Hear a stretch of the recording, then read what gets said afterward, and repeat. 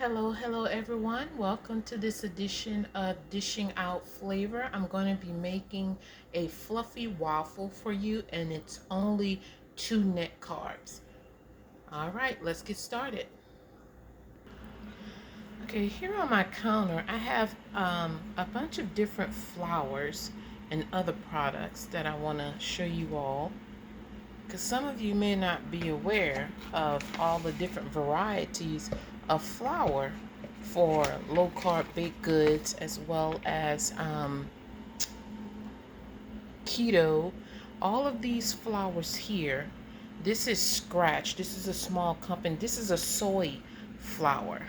And then I have these different milks and creams and stuff. And just for a few seconds, Organic Valley is so awesome because look at this. You have 2 tablespoons of their half and half for 1 carb. That is awesome. You have their heavy cream. Look at that, guys. This is 0 carbs. So when you want to kind of like cut some of the carbs of the baked goods or whatever it is that you're creating, use Organic Valley. That'll lessen some of the carbs, so it makes room for you to add other ingredients. Then look at this sour cream here. This sour cream is actually, look at there, it's 0 carbs for this sour cream. It's a crema, and you can find this at your Latin store, grocery stores, or markets and stuff like that. So there are awesome products out there. Really read those labels to see. That way when you're making whatever creams, sauces, or cream ice creams or dips or whatever, use the right products so you don't have to worry about making huge carb counts for the things that you make. This here is a tiger nut flour. Some of you may have seen this like in different baked goods that you buy from the store, that's microwavable. I think like Bob's Red Mill and Duncan Hines uses tiger flour in a lot of their different baked goods and stuff like that. But I have lots of recipes on my Facebook page. My room is also called Dishing Out Flavor, so you guys can look that up and follow me there. I also have regular recipes in the room as well. So let's get back to those waffles. Okay, here I have 20 grams of the oat fiber. And this oat fiber is from Modern Mountain. What I love about this oat fiber is that it's white. So it's not like it's going to taint the mixture. Don't get me wrong, I love the oat fiber as well from Anthony's, but that's when I want something to have a little bit of a brown color, like for my breads or whatever that I'm having that need just a little bit color on its own, when I want it to be a little bit more browner than usual. But when I want something a little bit golden in its natural form, then I use the Modern Mountain oat fiber. So let me add in the rest of the ingredients. Okay, for the rest of the ingredients, I also have 10 grams of the soy flour, and this is 1 gram of guar gum. Also, I'm going to give this a little bit of a stir. Mix that up.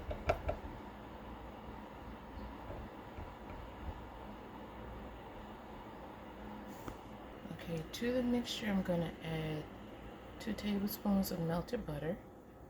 It's not hot, it's been cooled. Teaspoon of vanilla. 2 tablespoons of heavy cream. Let's give this a stir. Okay, and we'll just loosen things up with the water. This is a 1/4 cup of water. You may not need all of it, or you may need a little bit more. Let's stir and see. Add some more water. Stir some more.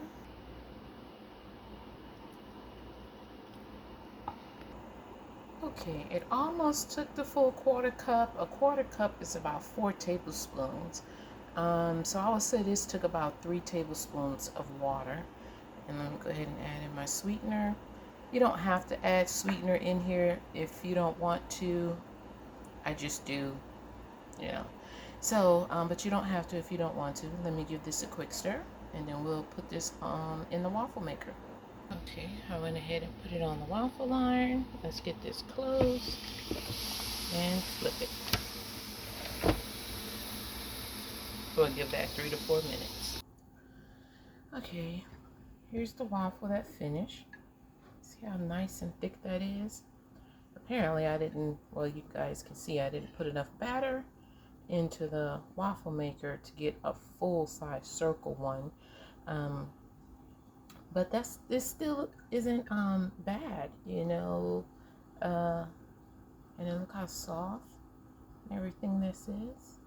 You know, go ahead and make whatever you want to make out of that. You can even make a sandwich with this if you want to. Some type of breakfast sandwich or a regular sandwich. You can even, this batter is so thick that you can take and fold cheese into it if you want to. Fruit into it. It will be wonderful for blueberry waffles as well, because like I said, it's thick enough for that. The consistency of this batter is great. I forgot to mention the other flour that I added, which is the Flourish flour. Yeah, hold on a minute, let me get the bag. Okay. That is this flour. Actually, all the flours that I showed earlier, these right here, I found them all on Amazon. I'm going to reapply to put the links when I'm cooking something and I list the recipe, so you guys will be able to find the products. Oh, sounds like the other waffle is done. Let's go take a look. And there it is, fresh off the waffle maker. Okay, back to the Flourish. Flourish is actually, you see right here, it has 5 times the fiber of traditional flour. And my type of low carb cooking, I'm all about gut health, and fiber is so good for that, because the years that I was doing low carb, I didn't really lose a lot of weight. That's because I had some underlying stomach issues that required me to need more fiber. And the other great thing about this is it's U.S. wheat, naturally high fiber. So it does contain some gluten in here, which is good. So if you're actually looking for a low carb flour that you can incorporate into your coconut flour, your almond flour, this is actually a good flour to do that. And then here it is, of course, plant-based. I mean, but it's wheat. Wheat is a plant, but it has prebiotics in it. So if you guys are looking for something that has prebiotics and is high in fiber, then this is a good flour to add to the flours that you're already using. Okay, and back to the waffles. I mean, look at that. That is beautiful. Look how thick that is. Even if breaking off a piece.